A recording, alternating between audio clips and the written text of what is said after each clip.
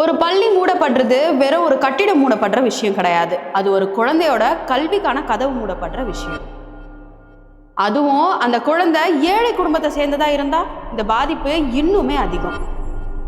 இப்போ இந்தியா முழுக்க அரசு பள்ளிகள் குறைஞ்சிட்டு வர்ற நிலை இன்னுமே அதிர்ச்சியை ஏற்படுத்தி இருக்கு. மத்திய பிரதேசத்துல மட்டும் 7,37,000 குழந்தைகளுக்கு எந்த ஒரு பள்ளி பதிவுமே இல்லைன்னு அம்மாநிலம் பள்ளி கல்வித்துறை நடத்திய ஆய்வுல தெரிய வந்திருக்கு. அதாவது இந்த குழந்தைகள் அரசு பள்ளியிலோ இல்ல தனியார் பள்ளியிலோ எந்த பள்ளியிலுமே சேர்க்கப்படல. இதுல பெரும்பாலான குழந்தைகள் பழங்குடியினர் அதிகம் வசிக்கிற மாவட்டங்களை சேர்ந்தவங்க. உதாரணத்துக்கு நம்ம எடுத்துக்கிட்டோம்னா ஜாம்புவா மற்றும் சிவபுரி மாவட்டங்கள்ல மட்டும் 29,000 குழந்தைகள் டிராப் பாக்ஸ் பட்டியல்ல இருக்கிறாங்க. இவங்க பள்ளியிலிருந்து பாதியிலே வெளியேறும் அபாயத்துல இருக்கிற குழந்தைகள்னு கல்வித்துறை குறிப்பிடுது. இன்னொரு அதிர்ச்சியான விஷயம் என்னன்னா மத்திய பிரதேசத்துல இருக்கிற 55 மாவட்டங்கள்ல 3,500க்கும் மேற்பட்ட அரசு பள்ளிகள்ல இந்த வருஷம் ஒரு புது மாணவர்கள் கூட சேரல. அதே போலதான் சுமார் 6,500 பள்ளிகள்ல 10க்கும் குறைவான மாணவர்கள் தான் புதுசா சேர்ந்திருக்கிறாங்க. சரி, இது எதை காட்டுதுன்னு நினைக்கிறீங்க? பள்ளியில சேராத குழந்தைகள், படிப்பை பாதியிலே நிறுத்துற குழந்தைகள், இவங்களோட விவரங்களை சேகரிக்க பள்ளி கல்வித்துறை நடவடிக்கை எடுத்திருக்கு. மாநிலம் முழுவதும் 11,38,000 குழந்தைகள் டிராப் பாக்ஸ் பட்டியல்ல இருக்கிறாங்க. மேலும் 1,23,000 குழந்தைகள்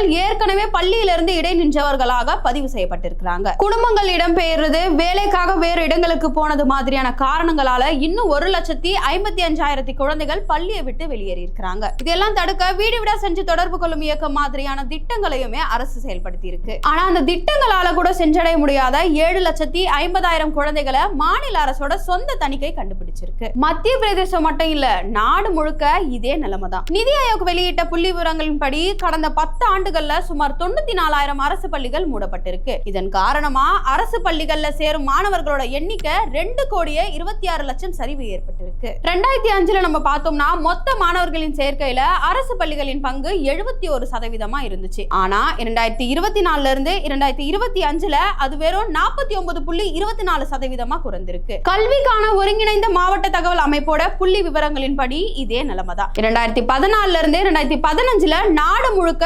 11,07,000 அரசு பள்ளிகள் இருந்த நிலையில 2023 இருந்து 2024 அது 10,17,000 குறைஞ்சிருக்கு. அதாவது கிட்டத்தட்ட 89,000 அரசு பள்ளிகள் குறைஞ்சிருக்கு. அதே நேரத்துல தனியார் பள்ளிகளோட எண்ணிக்கை மட்டும் 2,88,000 இருந்து 3,31,000 உயர்ந்திருக்கு. மத்திய பிரதேசத்துல மட்டும் 2018 இருந்து 2019 1,22,000 இருந்த அரசு பள்ளிகளின் எண்ணிக்கை அடுத்த ஆண்டிலேயே 99,411 குறைஞ்சிருக்கு. அதாவது ஒரு வருஷத்துல சுமார் 22,600 பள்ளிகள் குறைஞ்சிருக்கு. உத்தரப்பிரதேசத்திலையும் 1,63,000 இருந்த அரசு பள்ளிகளோட எண்ணிக்கை 1,38,000 குறைஞ்சிருக்கு. ஆனா இதனால அதிகமா பாதிக்கப்படுறது யாரு? இதுதான் மிக முக்கியமான கேள்வி. அரசு பள்ளிகள் எல்லாருக்குமே பொதுவான பள்ளிகளா இருந்தாலும் அதை பயன்படுத்துறதுல அதிகமா இருப்பவர்கள் ஏழைகள், பட்டியல் சாதியினர், பட்டியல் பழங்குடியினர் மற்றும் பிற்படுத்தப்பட்ட சமூகங்களின் ஏழ்மை பிரிவினர் தான். இந்தியாவுல மட்டும் 26.4% பேர் இன்னுமே அதிகாரப்பூர்வமா வறுமை கோட்டு கீழே தான் இருக்காங்க.